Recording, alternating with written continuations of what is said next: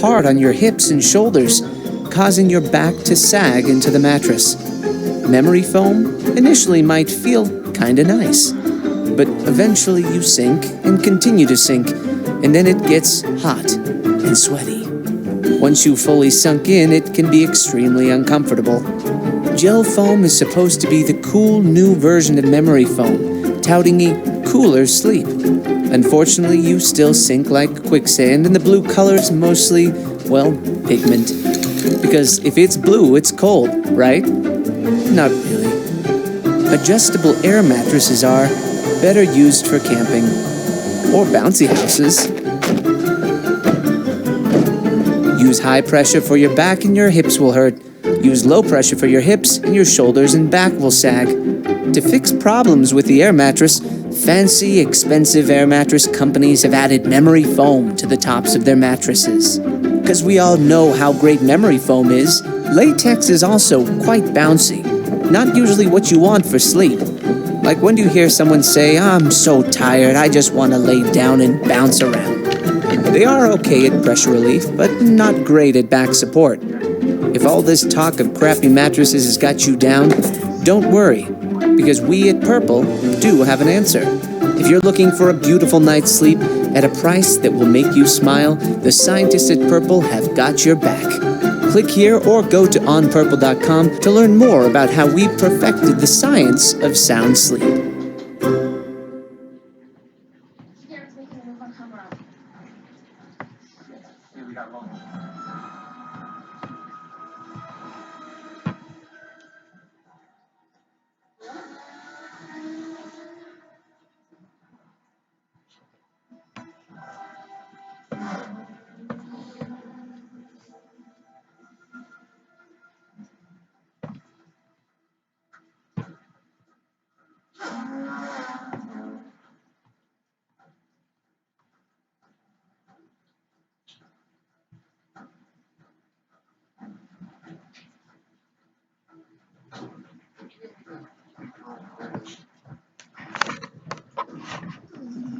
This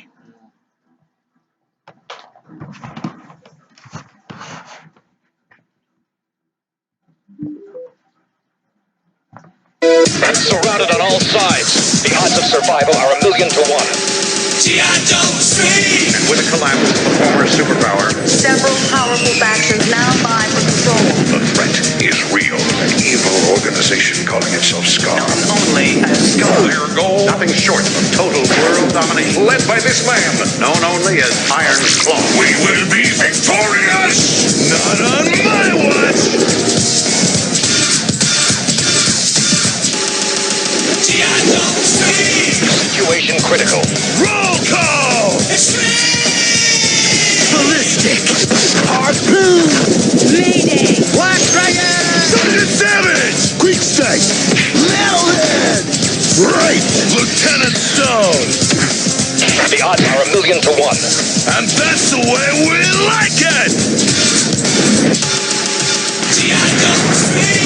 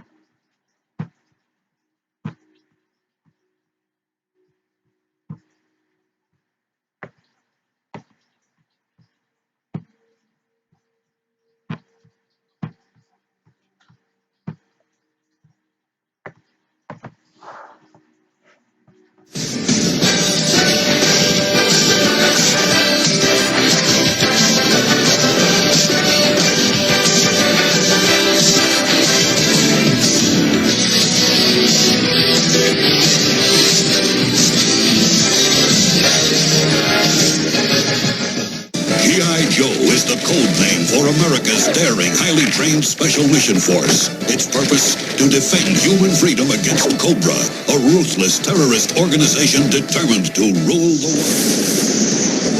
Yo, Joe!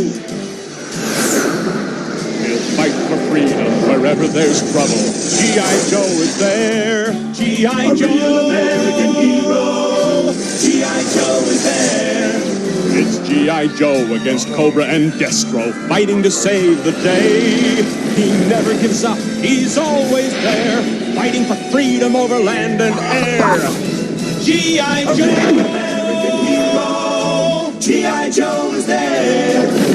G.I. Joe is the code name for America's daring, highly trained Special Mission Force. Its purpose, to defend human freedom against Cobra, a ruthless terrorist organization determined to rule the world. He never gives up, he'll stay till the fight's won. G.I. Joe will dare. G.I. Joe, American hero. G.I. Joe.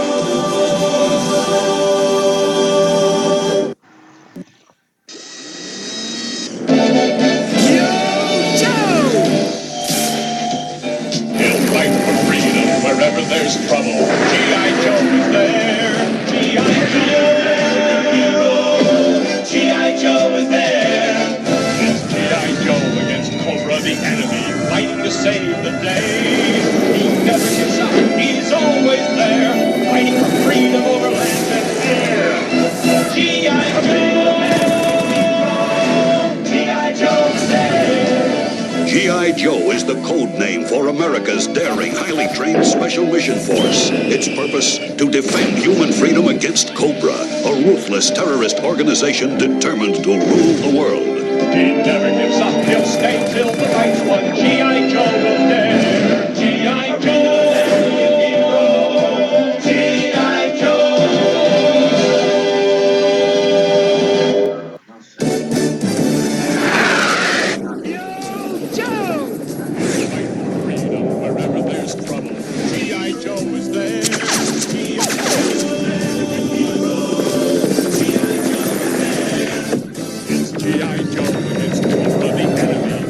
Save the day.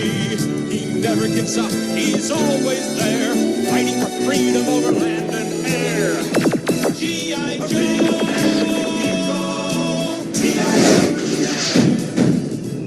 G.I. Joe is the code name for America's daring, highly trained Special Mission Force. Its purpose, to defend human freedom against Cobra, a ruthless terrorist organization determined to rule the world. He never Stay till the fight's won. G.I. Joe will dare. G.I. Joe. G.I.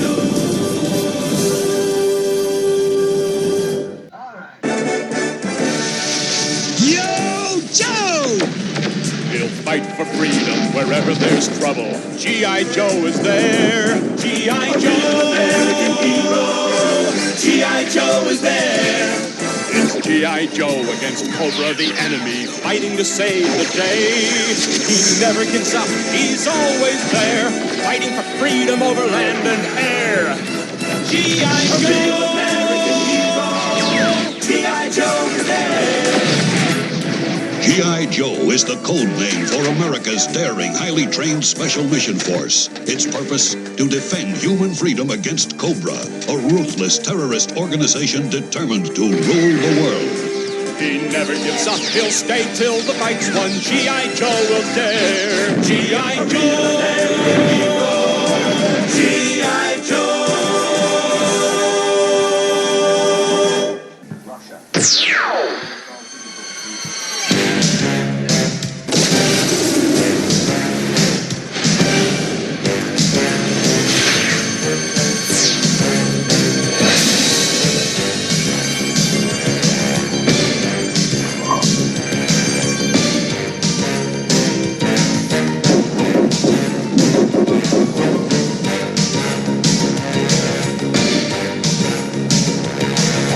Crashing through the sky comes a fearful cry. Cobra, Cobra, armies of the night, evil taking flight. Cobra, Cobra, nowhere to run, nowhere to hide, panic spreading far and wide. Who can turn the tide? G.I. Joe! American hero! Yo! G.I. Joe! There! G.I. Joe! American hero! G.I. Joe is there! Fighting for freedom wherever there's trouble over land and sea and air. G.I. Joe is there!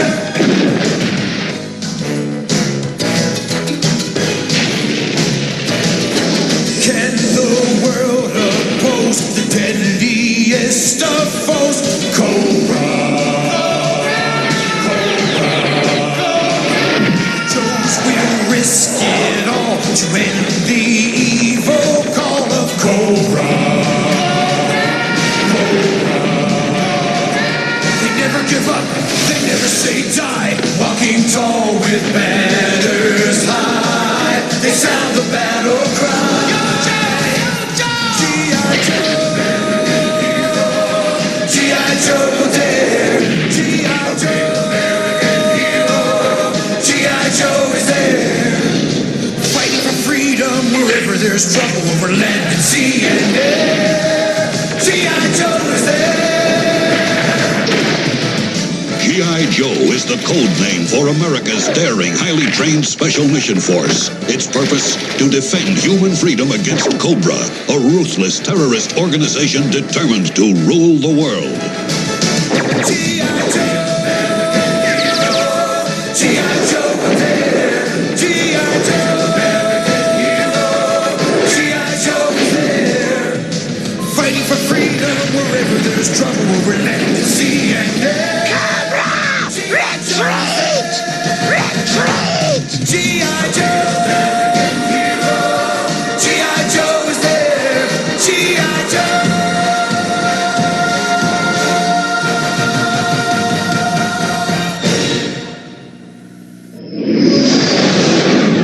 Yo, Joe!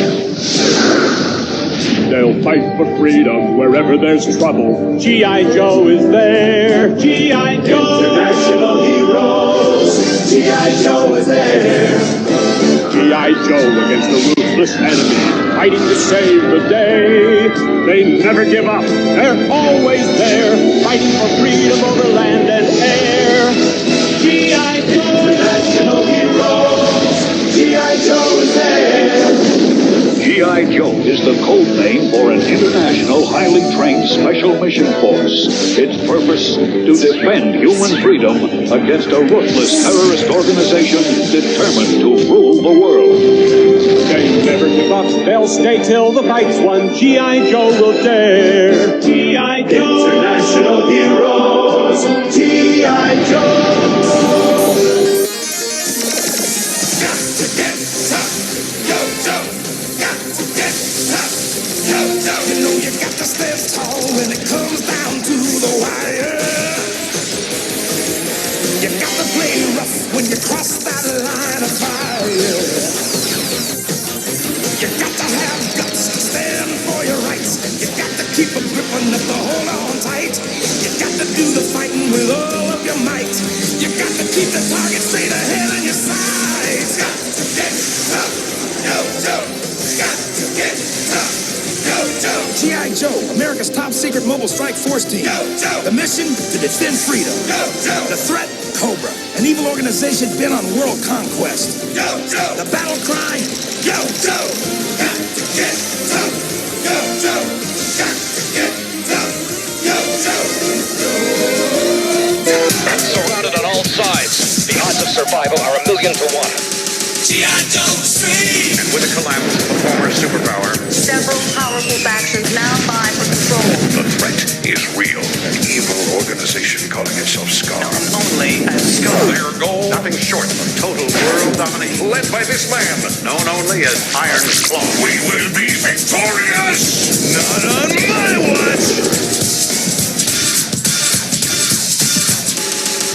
G.I. Joe Street. Situation critical. Roll call. It's me.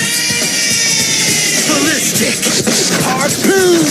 Mayday. Black Dragon. Sergeant Savage. Quick strike. Metalhead. Right. Lieutenant Stone. The odds are 1,000,000 to 1. And that's the way we like it. G.I. Joe Street.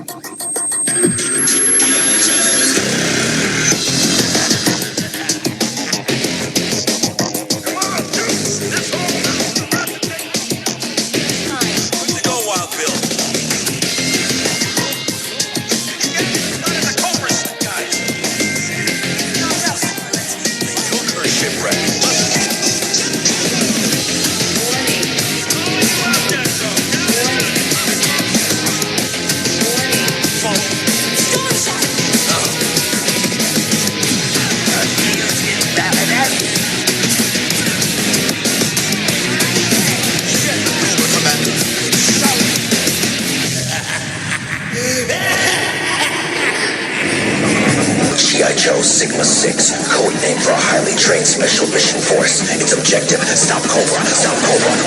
Sigma 6, be a hero. G.I. Joe will turn the tide. Be a hero. Sigma 6 is on your side. Be a hero. Be the best of the best. Whenever there's a mission, G.I. Joe is there.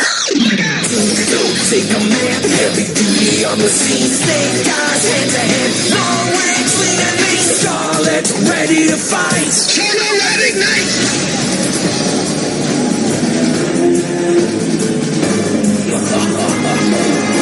Wherever Cobra strikes, wherever they attack, G.I. Joe will fight. There's no turning back.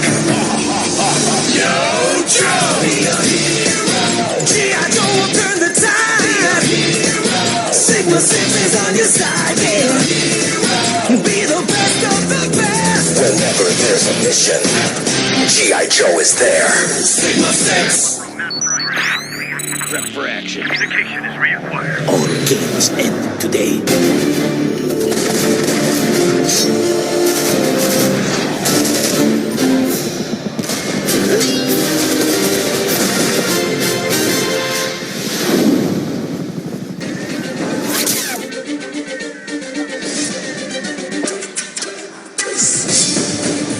Accused of a crime they didn't commit.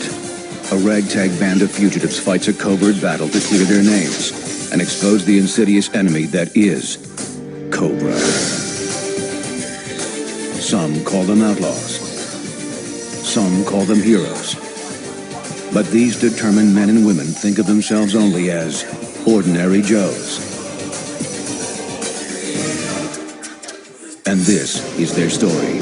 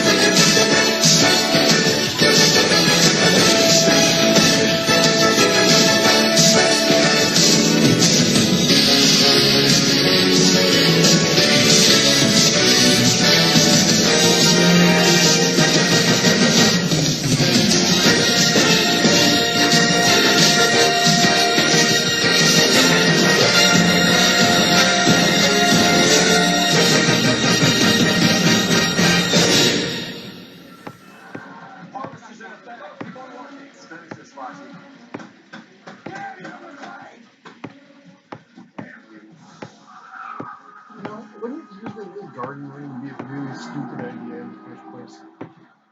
What? This garden ring, Patrick is always bad. Always bad. Uh-huh. Never use the garden ring. Say the name G.I. Joe to a Gen Xer, and the casual fan will probably yell, "Yo, Joe!" and then rattle off names like Duke, Flint, Lady J, and Shipwreck. I'd rather save yours. God, I hate Shipwreck. It makes sense. For most people, G.I. Joe is defined by the Sunbow cartoon. And that's a shame, because contrary to what many know, G.I. Joe didn't start with Duke, or Roadblock, or Destro. G.I. Joe's relaunch as a real American hero started in 1982 with a stellar comic book by Larry Hama that had a completely different continuity from the cartoon and lasted years beyond it. It all started with 13 soldiers whose design evoked the look and feel of the U.S. Army in the 1980s. Dark green, Army uniforms, fairly realistic weapons. It reminds you of films like Red Dawn or First Blood or even Tank.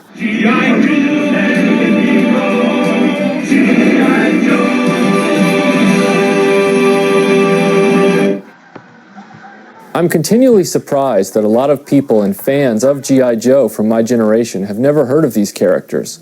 So allow me to introduce you to the first 13 members of G.I. Joe. Clayton Abernathy, Denver, Colorado, codename Hawk.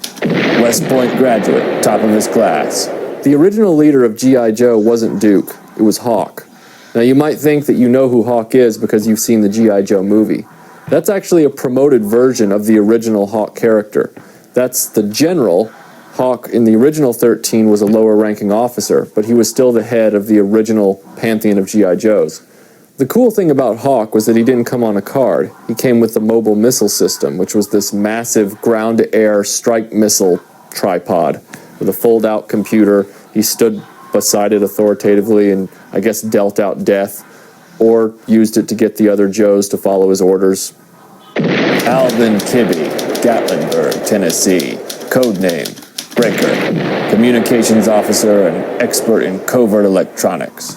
Breaker is an interesting character in the original 13 Joes. You probably saw him all the time on the cartoon, but didn't realize that he was one of the original 13 members of the toy line. Breaker is generally depicted in the cartoon with a gray uniform, and he's always at the communications station with his headset on. But Breaker was cool because, like the rest of the 13 Joes, he had a real function that the military would have in an infantry squad. He was the radio guy. So Breaker is actually a useful addition to G.I. Joe for those realistic missions. Lonzo Wilkinson, Detroit, Michigan, codename Stalker, former gang leader, fluent in 5 languages. By today's standards, Stalker would be classified as the token black guy in G.I. Joe. But at the time the original 13 members came out, Stalker had a useful function as the second-in-command to Hawk. Stalker was the point man on their missions, while Hawk stayed back and gave out the orders. Stalker actually served a big role in the original animated miniseries as well, The Mass Device. He was one of the most active members of the group at that point. So Stalker got lucky because he was a strong character in the beginning of G.I. Joe's comic book series, and he was a strong character in the beginning of G.I. Joe's animated series, which was rare. Robert Graves, Columbus, Ohio, codename Grunt, straight up soldier, cool under fire. I've known more than a few collectors and G.I. Joe fans who think that Grunt is just a troop builder figure, like a stormtrooper or a Cobra enemy. But in reality, in the comic book, Grunt was a specific character with a real personality. Larry Hama actually wrote into the comic book series later that Grunt was discharged from G.I. Joe honorably and then went off to finish college. He was a fleshed-out three-dimensional human being, but for most people, Grunt is just a generic army soldier. He's got the M16 and the Musette bag. He looks like a background character in a Vietnam movie. So I guess depending on what your priorities are, you can see Grunt as either a unique individual or you can just see him as background fodder for your toy collection. Ralph Pulaski, Pittsburgh, Pennsylvania. Codename Steeler. Comes from a blue-collar family. Driver of the Mobat. Unlike the Star Wars toy line from Kenner, G.I. Joe actually included pilots and drivers with their vehicles, which was really cool. Steeler is one of the most famous original drivers. If you were lucky enough to get Steeler, then that means you got the Mobat tank with him, and you were one lucky kid. The Mobat's sitting behind me right now, and it's easily the coolest tank Hasbro ever made for G.I. Joe. The thing was motorized, it had rubber treads, it could drive over anything. Books, blankets, your pets. James Barney, Chippewa Falls, Wisconsin. Codename Grand Slam. Sci-fi and comic book junkie. Operator, Jump Jetpack. Grand Slam is an interesting member of the G.I. Joe team because he's one of the only characters that was visibly changed from the 1982 straight arm versions into the 1983 swivel arm versions. Originally, Grand Slam had these red protective pads all over his uniform, and he came with a large artillery cannon. But in 1983, they changed it so that he had these silver pads and a visored helmet, and he came with the Jump Jetpack, which is arguably a lot cooler. Mark Brenston, Chicago, Illinois. Codename Short Fuse. Comes from a military family. Certified math genius. I wish I had something cool to say about Short Fuse. He's not a bad character. As a matter of fact, what makes him great is that he fills another traditional role in an infantry squad. He's the mortar and artillery soldier. Again, very realistic roles for these characters up front, not caricatures at all. Short Fuse had a strong role in the beginning of the comic book series, but like so many of the original 13, he was slowly pushed off to the sidelines as Hasbro introduced new figures. Lance Steinberg, Asbury Park, New Jersey. Codename Clutch. Street racer. Greases his hair with motor oil. Chews on the same toothpick for months. Clutch is one of my favorite G.I. Joes because he was my first G.I. Joe figure. And because he was a driver, he came with the Vamp Jeep, which had the big machine gun on the back. Clutch didn't have as prominent a role in the cartoon after it got going, but in the comic book, he was always a strong character and tended to evolve. Larry Hama paid a lot of attention to him. His second incarnation, he became the driver of the Vamp Mark II, which was the desert version of the Jeep, which was really cool because it had doors and a roof, and it had a missile launcher on the back. Rafael Melendez, New York City, New York. Codename Zap. Bazooka soldier, demolitions expert. Zap is the G.I. Joe bazooka soldier, not to be confused with Zap Brannigan from Futurama or Zap Rousdower from The Final Sacrifice. Zap is cool because not only did he come with this massive bazooka weapon, Zap is also interesting in hindsight because Zap is Hispanic. And I like the fact that he's not a caricature. Like everybody else in the original 13, he wears the same standard uniform they do, and they're all equal. I think that's really cool. I think it speaks to something that was really progressive that was going on with G.I. Joe at that time that quickly just got dumbed down, and then we ended up with characters that were visibly different from one another racially. And I'm not trying to put political correctness into this video at all. I'm just saying that as far as subtlety and a deft hand for design goes, and Larry Hama's writing, Zap is a much more interesting and enriching character to G.I. Joe than the ones that came after him. Anthony Gambello, Lodi, California. Codename Flash. electronics expert, laser rifle operator. Flash is my absolute favorite G.I. Joe of all time. Not just of the original 13 members, but of all the G.I. Joes. He wasn't used very much, which is a shame because he's really cool, but I will say he's in the intro of the original cartoon miniseries of each episode, which I think is awesome. And in the comic book, he was used pretty strongly up front, not as strongly as a lot of the other characters, and then he slowly sort of petered out like the rest of them did. I think the reason I liked Flash so much was not just because he was one of my first G.I. Joes, and I know that has a lot to do with it, but because he just looked so unique. He had the red protective pads like Grand Slam and the visored helmet, but he also had this cool backpack with a laser rifle attached to it via cable. Craig McConnell, Malibu, California. Codename, Rock and Roll. Surfer, weightlifter, guitarist, machine gunner. I remember when I was a little kid and G.I. Joe had first come out that Rock and Roll was one of the most popular action figures for kids to get because he was the machine gunner. He had the 2 bullet bandoliers crosswise over his chest, and he came with a massive bipod machine gun, and he was always seen riding around on the Ram motorcycle. He had the blonde beard, and he was the surfer guy. Rock and Roll was one of the most memorable of the original 13 Joes for kids who remember them on the toy aisles. Shayna O'Hara, Atlanta, Georgia. Codename, Scarlet. Martial arts prodigy, earned her first black belt at 15. Scarlet is probably one of those characters you think you know because you've seen the cartoon. She's the redhead with the ponytail and the crossbow. But if you don't know the original 13 Joes and you don't know Larry Hama's comic book, you probably don't know much about Scarlet at all. Now, in the cartoon, Scarlet was depicted as having a relationship with Duke, sort of a sophomoric romance type of relationship. But in the comic book, it was never that way. Scarlet's core relationship was with Snake Eyes, and that was the central dramatic direction of the comic book throughout its whole run. Scarlet always maintained her identity apart from Snake Eyes, despite the fact that she was his girlfriend. Scarlet is a strong, fearless character. She has just immovable conviction, and the courage that she exhibits in the comic book is, to say the least, incredible.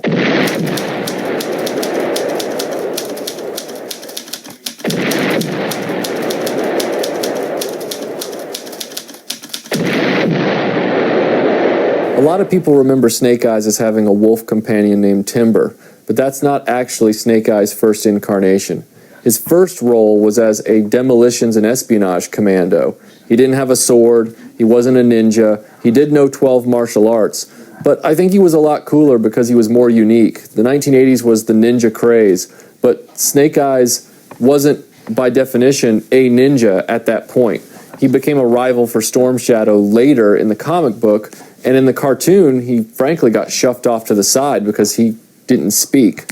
In the comic book, on the other hand, because it's a still visual medium, Snake Eyes was perfect, and he quickly rose to the top. They actually devoted an entire issue to him, issue number 21, which is famous because there's no dialogue, and it's one of the best G.I. Joe issues ever written. I liked these guys a lot because they weren't the caricatures that came soon afterward, and they were some of my first Joes. I find these 13 characters to be more interesting than their successors. It's here, the G.I. Joe collection. Infantry Trooper, codename Grunt. Bazooka Soldier, codename Zap. Motor Soldier, codename Short Fuse. Laser Rifle Trooper, codename Flash. Ranger, codename Stalker. Communications Officer, codename Breaker. Machine Gunner, codename Rock and Roll. Counterintelligence, codename Scarlet. Commando, codename Snake Eyes. Each sold separately. G.I. Joe.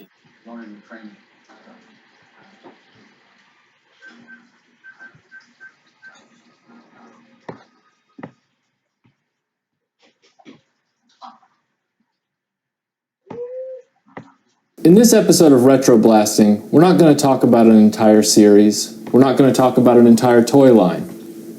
I wanted to talk about a specific toy. I wanted to start a sub-series of videos for Retro Blasting called Plastic Fantastic, and this is the first episode. The challenge was, which toy do I choose? And naturally, I hadn't talked about the most important action figure line for boys in the 1980s, which was Hasbro's G.I. Joe. The line started in 1982, and it went all the way through the 90s. But there were so many action figure play sets and vehicles that it'll blow your mind just thinking about it. Which one do you start with? A G.I. Joe collector would tell you that the most impressive toy is the USS Flagg, the aircraft carrier. I don't agree. I think the USS Flagg is impressive in its size, but not a lot of children had it. With that in mind, I made my selection, and I chose the Killer Whale, better known as the hovercraft. I received the Killer Whale in the Christmas of 1984, and I've had it to this day, not in this condition. It went through some restoration, which I'll get into in a minute. But I think the Killer Whale really epitomizes what the G.I. Joe toy line was all about. Massive vehicles with great details and playability, a bevy of gadgets, and they could hold tons of figures and they could occupy you for hours. What only adds to its charm is the fact that it was produced in the early years of the G.I. Joe line, before they went to neon colors. As you can see, this hovercraft is still army green, which they quickly got away from in subsequent years as they made the characters more flashy. The Killer Whale really is one of the greatest toys that Hasbro ever produced for the G.I. Joe line. Why don't we go through it together and you'll see what I mean.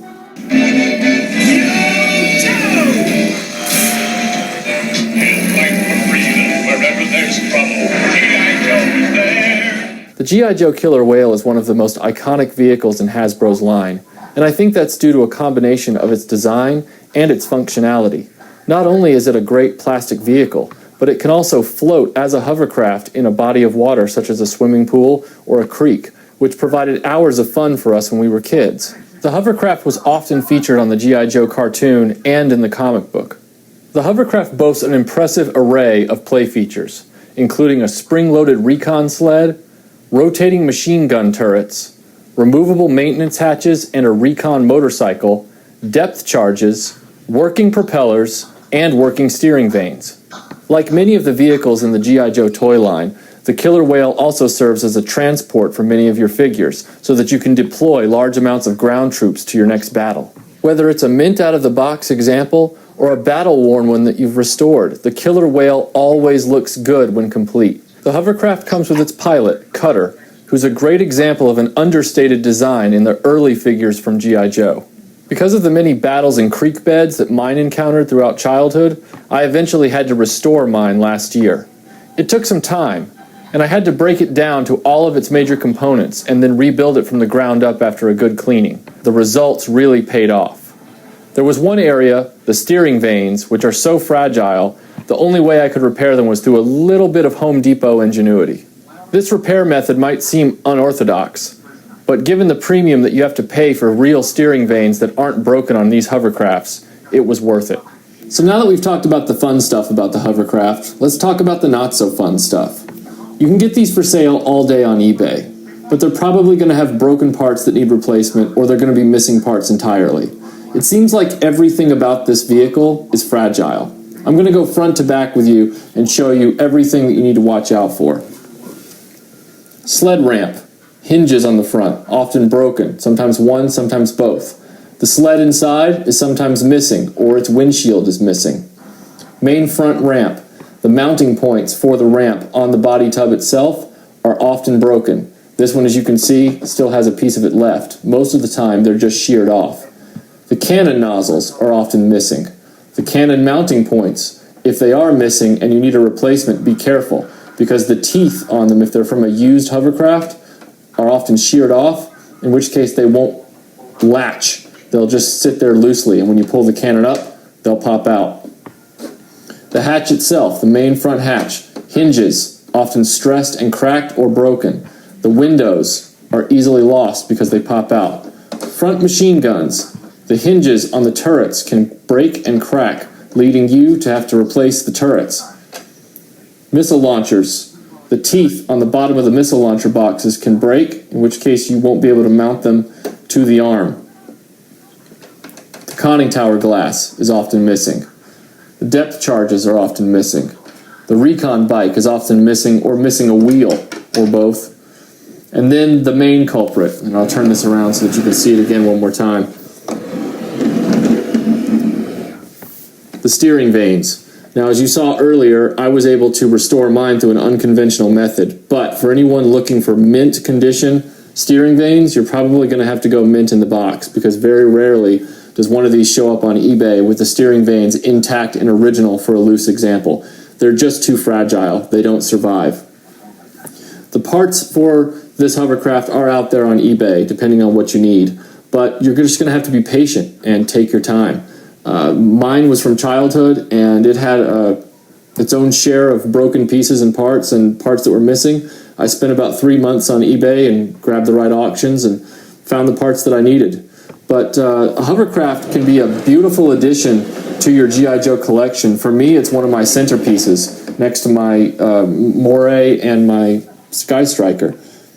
It's a matter of how patient you're willing to be, but it's worth it. G.I. Joe is the code name for America's daring, highly trained Special Mission Force. Its purpose, to defend human freedom against Cobra, a ruthless terrorist organization determined to rule the world. The narrative uphill skate till the race one. G.I. Joe will dare. G.I. Joe. G.I. Joe.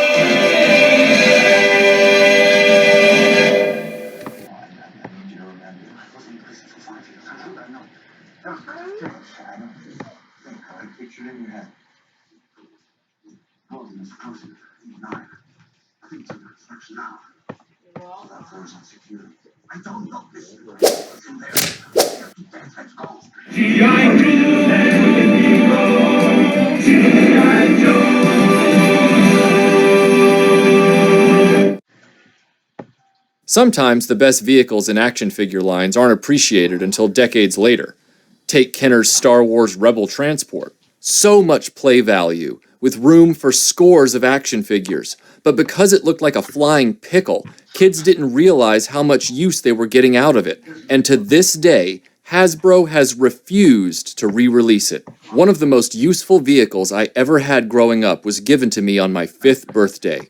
The G.I. Joe APC. But I never realized how cool it was until I recalled it has a role in many of my memories. I had the APC long before I had Mini Joes. My figures were mainly Star Wars characters. But I didn't have the Millennium Falcon, and so the APC became the primary figure mover for my toys. I could pile scores of figures into this toy and take it with me whenever my parents subjected me to some kind of social gathering for grown-ups. The top snapped down over the figures, and then any room left could be taken advantage of by putting the remaining figures through the open cannon in the canvas.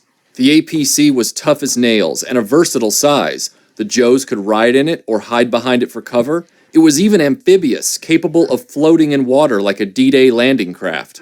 Like many Joe vehicles from that period, the APC has an easily lost steering wheel, and it also has a dashboard prone to separating from the cab.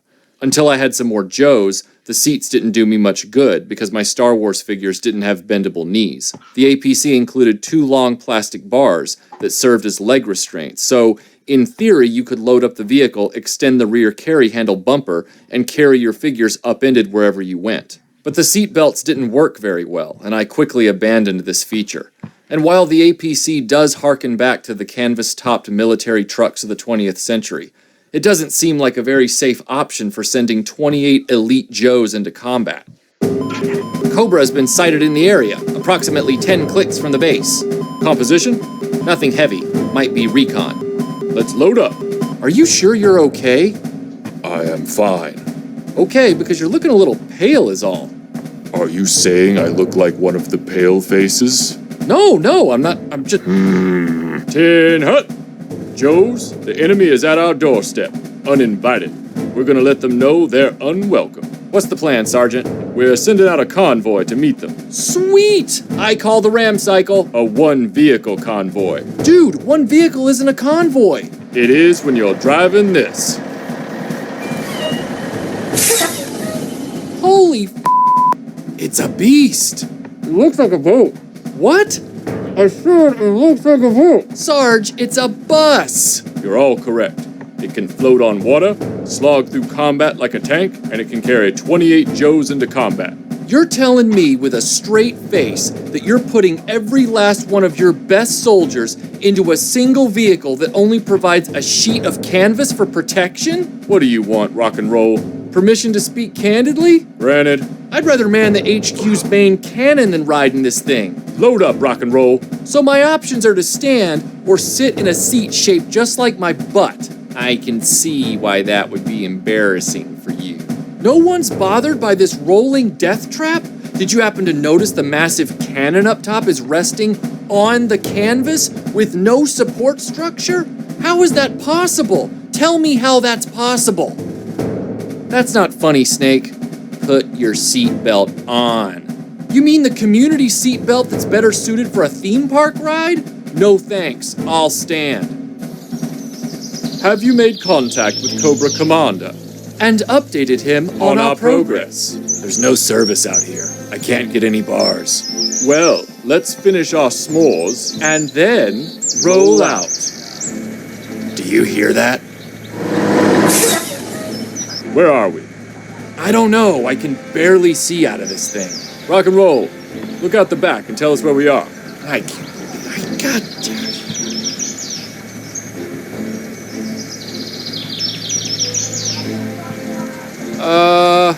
It appears the Joes have started using a stagecoach.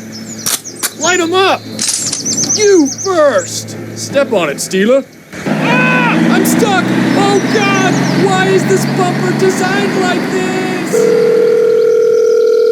Hello? Firefly! Are you there? You better not be butt dialing me again!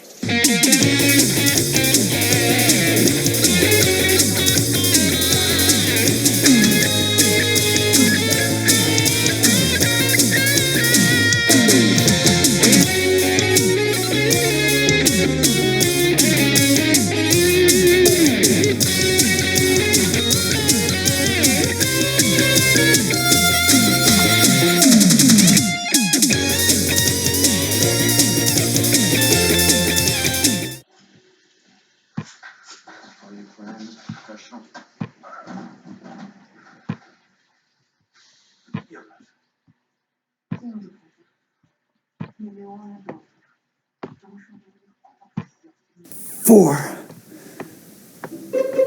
5. What are you doing? 22 push-ups. 7. 8. Why? Because 22 military veterans commit suicide every day. So I'm trying to raise awareness by doing 22 push-ups. How can you raise awareness when you can barely raise yourself? Having no arms is better than having yours.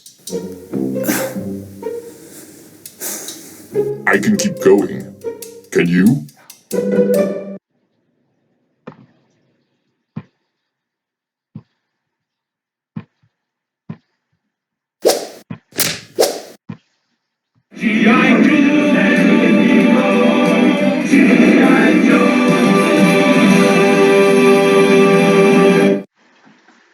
G.I. Joe began life in 1964 as a tribute to the U.S. Armed Forces in World War II.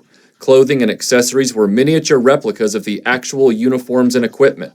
This same philosophy was initially applied to the Real American Hero line in 1982, where many of the vehicles and accessories were inspired by actual hardware. For example, Hawk's mobile missile system was in reality the Hawk missile system.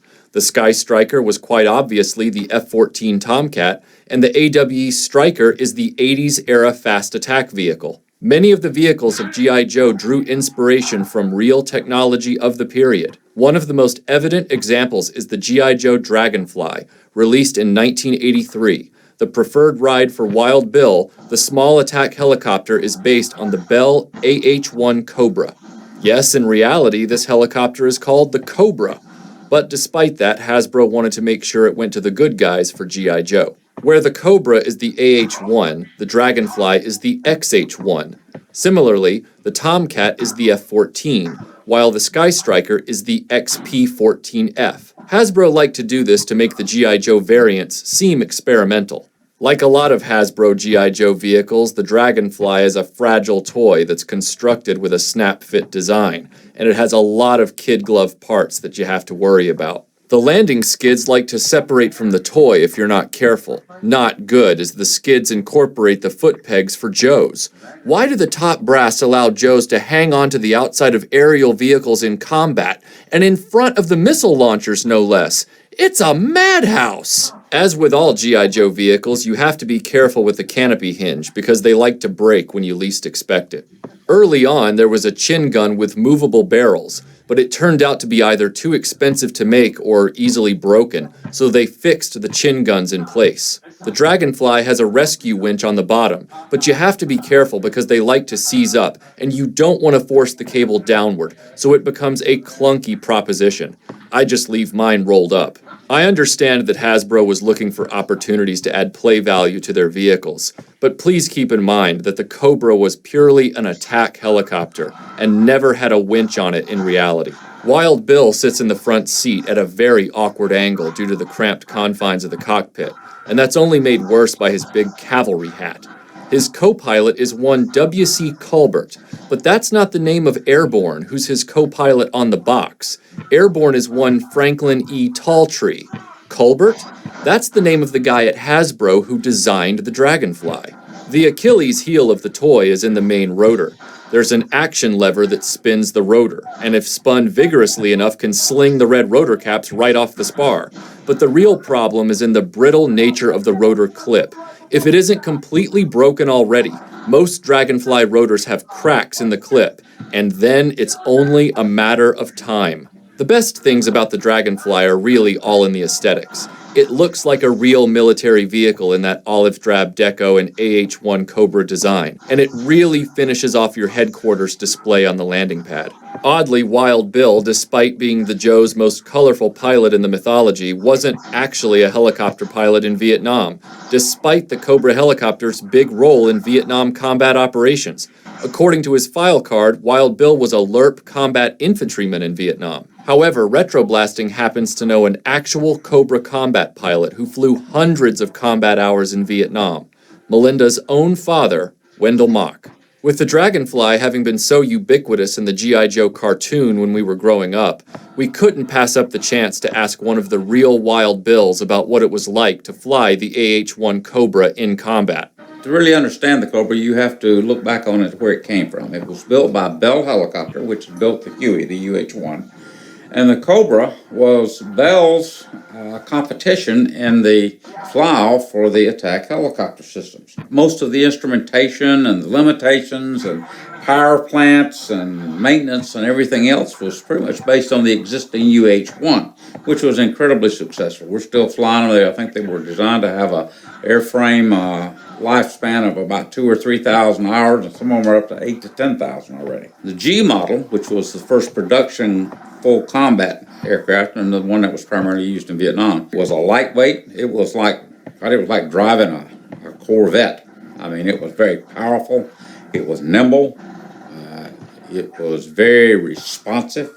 It had a stability augmentation system on it, a computer which helped you maintain the stability because you needed it for firing weapon systems. It had a 540 rotor system, which was a semi-rigid system, and while you couldn't fly completely inverted, you could go upside down with it. In fact, one of the common tactics was to take, if you were flying over something and you took fire, you pull the nose up and roll the aircraft over on its back, and it was called a return to target. As an aircraft commander, you had a choice. You could sit in the front or the back.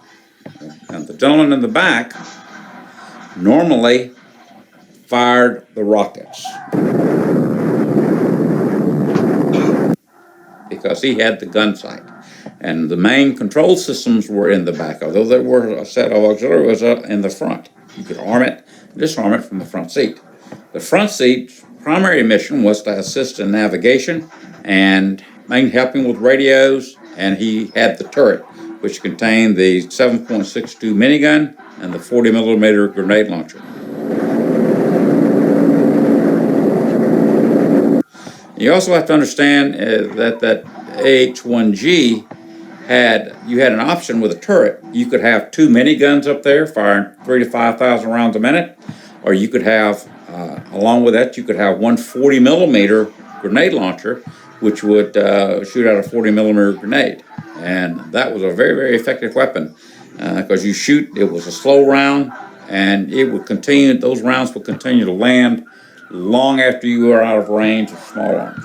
So that was a good thing to have, and the Vietnamese feared those greatly. Backseat, people say, well, that was the pilot in command, but not always. And I know as an aircraft commander, and a section leader, I would often fly in the front seat. And what we would do, if we wanted to be able to fire a rocket from the front seat, we would put a little X up there with a grease pencil and use that as our sighting system. So, and it was very effective. The aircraft was very sturdy, very strong.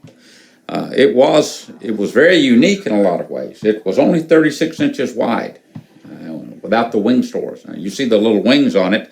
They did provide a minimal amount of lift, but they were very strong points for carrying heavy loads, mostly in armament. And later on, they carried tow missiles. We could carry up to 8 tow missiles on it later on, but mostly they were using rocket pods.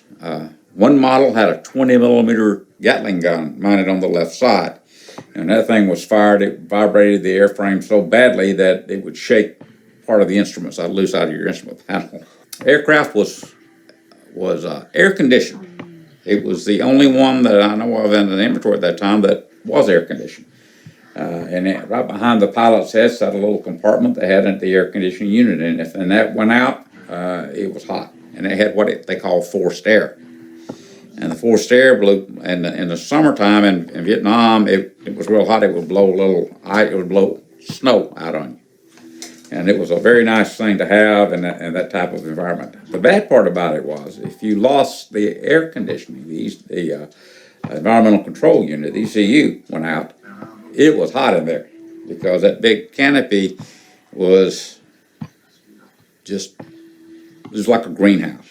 Well, for a while there, I was the youngest warrant officer on active duty. I was 18 when I started flight school. I was 19 when I became a warrant officer.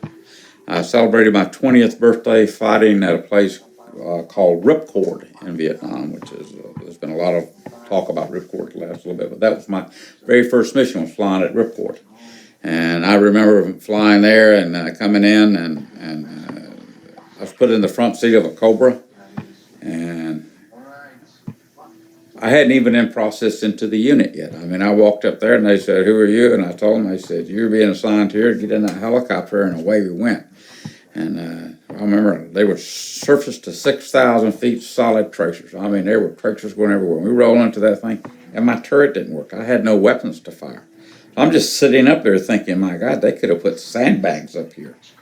And I could have been having a drink right now instead of this. And I thought to myself, my God, what am I doing here? We would engage any enemy anti-aircraft positions a lot. And usually they would put those things in triangles. There would be 3 of them, at least 3. And only one of them would fire on you at first. And that's to get you to come in and attack him.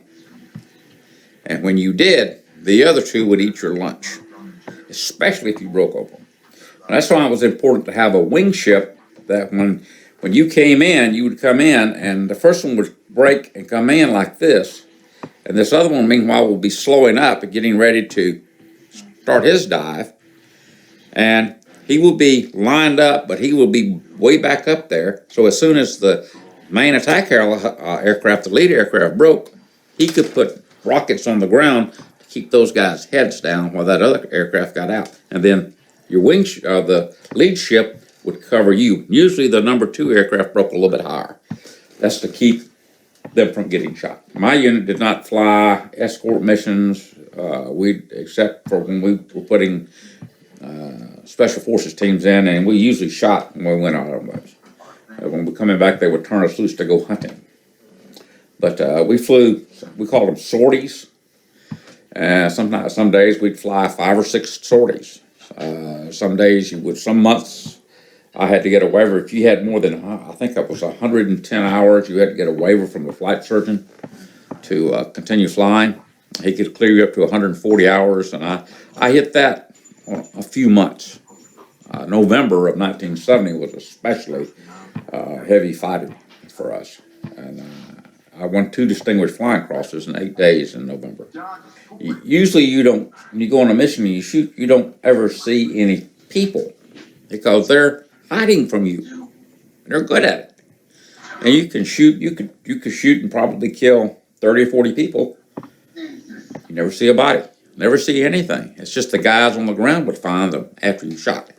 We went in and the weather was bad. We went up to the place called the Tri-Rivers. If you have a map of Vietnam up in that area, you can see it. And we went into those valleys and got in about the middle of the Ashaw, maybe toward the south end a little bit. And we flew up the Ashaw Valley at about 100 feet off the ground. The weather was bad. My company commander had gotten into the front seat of the trail aircraft. I was in the lead. But by the time we got up to the north end of the valley where all the trucks were, the Cav had been shot out of there. They had lost had 2 little birds, OH-6s, shot up bad. Several Cobras had been hit, and they had withdrawn. But they had neglected to tell us that.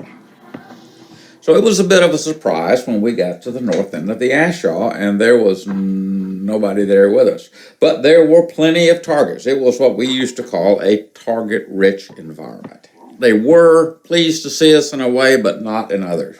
And we saw all the trucks and all the people, and we went hot and fired low-angle fire into them, and just laid waste and ruin to a whole mess of stuff. We shot a bunch of trucks and people too, and we went up, weather turned to crap. We were coming back down, and there was a section there in the Ashaw that a portion of the mountain jutted out a bit, and there was a cave there. And I don't know if it was a man-made cave or a natural one, but there was a rather large anti-aircraft gun sitting in that thing, and I'm flying down the Ashaw at about 110 knots, and all of a sudden I see these tracers right in front of me, and they hit my cockpit. They went through the cockpit. I had my visor down, and they went through the cockpit and shattered plexiglass everywhere and scared the living daylights out of me. And I could see them. I looked over and I could see them. They were not very far from me.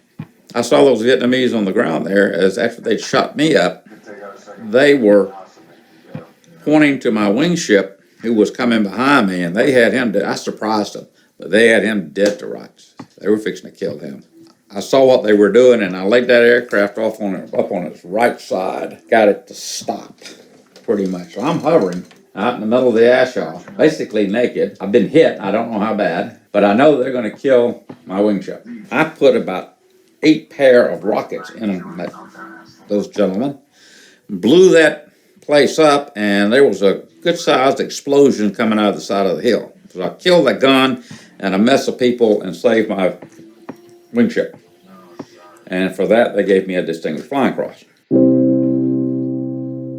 March 30th, 1971. I went to Cobra school and I learned to kill. There was no other way out for me. A Cobra pilot is one of the most feared men in the world. The enemy fears us like some people fear snakes. I thought that perhaps that would bring me happiness. It didn't. I faced death every day that I flew against the enemy, and after a while it got to where it didn't bother me anymore when I saw someone shooting at me. It bothered me even less when I killed them. I learned to be harder than I had ever been before. I had to be hard to live that way. I still do.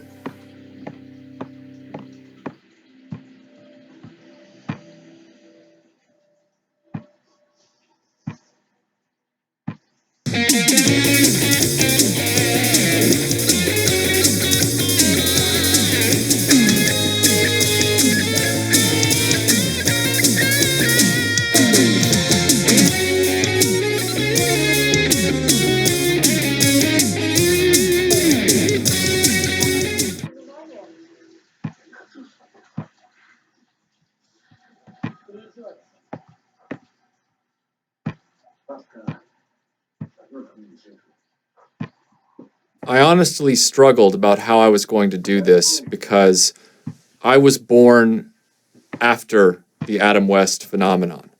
But I was born at a time when the past was not unknown to the children of the present.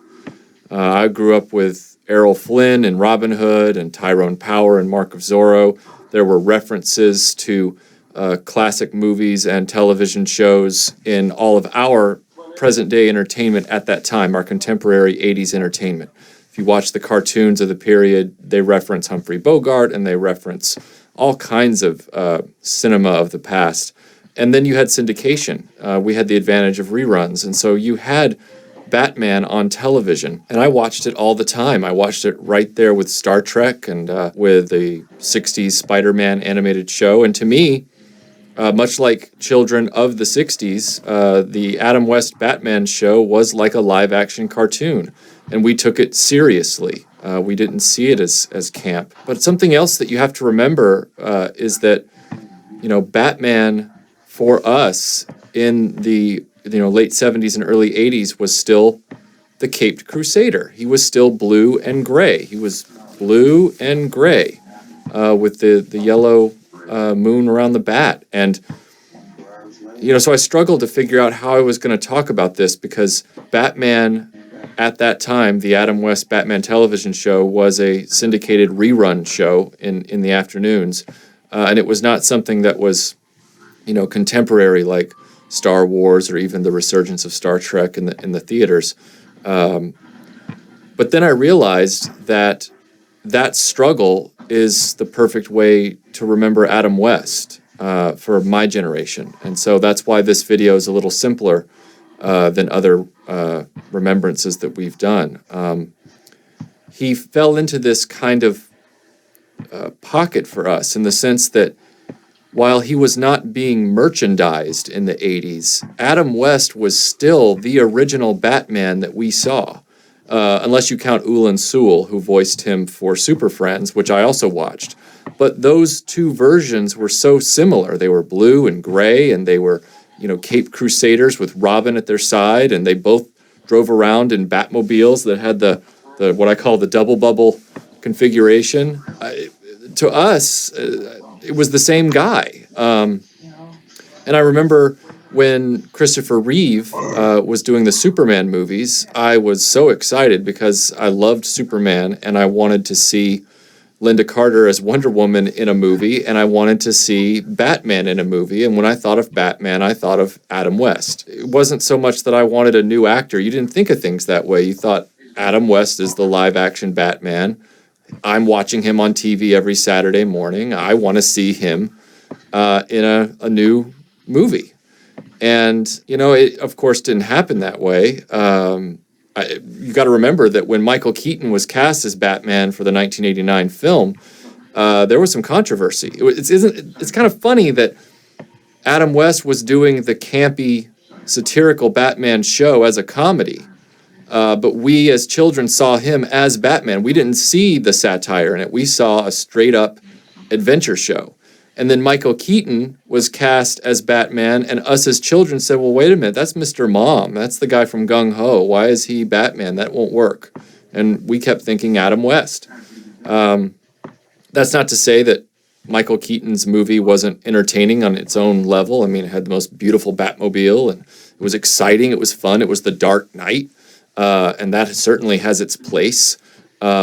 But when I think of Batman, I think of blue and gray. Now, I'm not going to be so pretentious as to say, when I think of Batman, I think of Adam West. Because I wasn't from that generation. If you're talking to me and you're about 10 years older than me, and you said that, I'd be like, absolutely. But my Batman was blue and gray. He was the Superpowers action figure, he was Adam West, and he was Ulan Sewell from Super Friends. That, to me, will always be the first thing I think of when someone says Batman, and it will always accompany Robin with it, Robin and Batman together. And I think that's why when my buddy Mike Alonzo from the Clobber in Time podcast recommended to me Batman the Brave and the Bold, it was awesome. It blew me away because it was this love letter to the Caped Crusader and Adam West at times. He was blue and gray as this character right here is this action figure with the black and maroon trimmed Batmobile, which is obviously a reference to the famous 1966 Batmobile.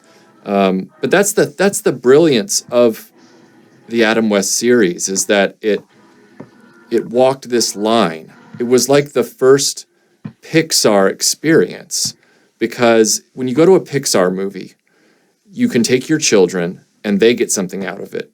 And then when you watch it, there's enough jokes and all kinds of references in there that you get something out of it as an adult as well. And if you go back and revisit the Adam West Batman series, you will note that because it was a primetime television show, it was for both audiences. I mean, as children, we thought it was totally legit. You know, it had the Batmobile, had the Batcopter, had the Batboat, had the Batcave, had all the villains. And then for adults, you had just all these little innuendos and one-liners that made it truly entertaining. I mean, you can watch it today and still get something new out of it.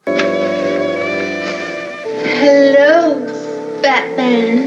You're a rare lady, Catwoman. You're right on time.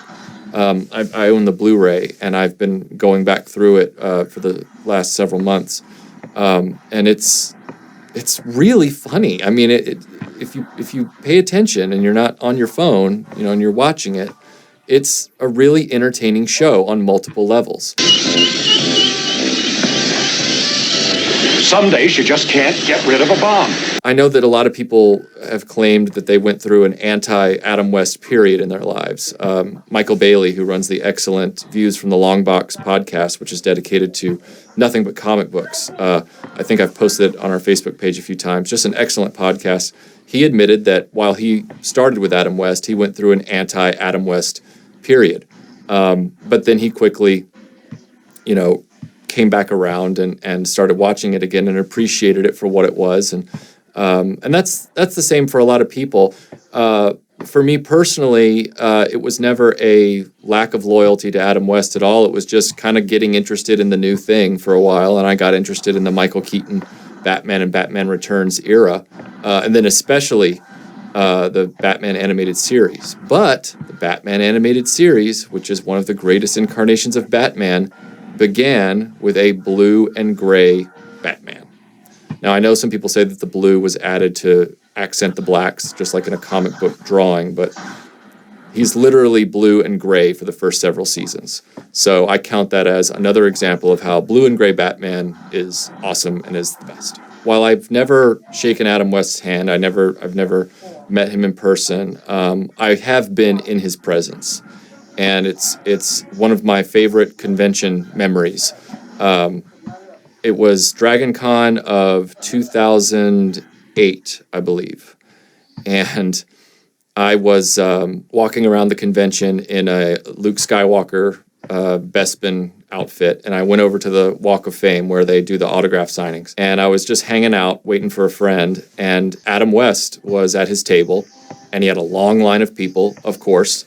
And I was about as far from Adam West as I am to this camera right now. It was only a few feet. I was just standing there at the far end of the table, which was close to the entrance, waiting for my friend. And I was standing there, and there was this sort of buffer area with a piece of tape where the next person in line that got to walk up and meet Adam West had about a 5-foot buffer. It's almost like the courtesy space at the ATM. They had this sort of courtesy space lined up so the person behind you wasn't like right up on your shoulder when you were trying to talk to Adam West and get the autograph. And so I was just kind of watching. And somebody that wasn't paying attention, who had no interest in getting Adam West's autograph, goes walking between Adam West and the next person that was about to walk up. He goes flying past him. And I don't remember if he was going to meet Peter Mayhew or he was going to meet somebody, but he went right through him, and Adam West stopped him. He said, "Hey," and he goes, the guy turns around and he's like, "Yes, you, citizen." He says, what? He goes, you have gone between me and my fans. You have impeded my interaction with my fans. And you could tell that Adam West was messing with the guy. Like, he wasn't really angry. He wasn't serious at all, but he was in the zone, and the guy knew who he was. Like, he wasn't ignorant of who Adam West was, and he was like, "Oh, Mr. West." He's like, "Just make sure, citizen, that the next time you're walking, pay attention to where you're going. All